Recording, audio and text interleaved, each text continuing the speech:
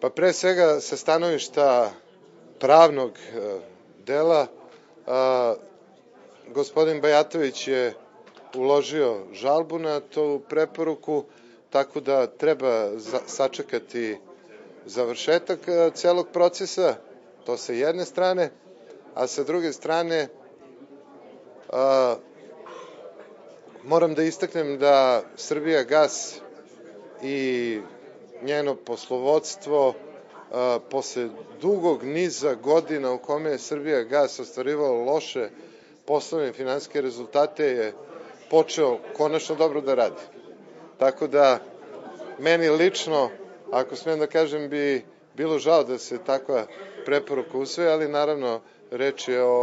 o radu nezavisnih tela i agencija i dajte da sačekamo da se taj proces u potpunosti okonča.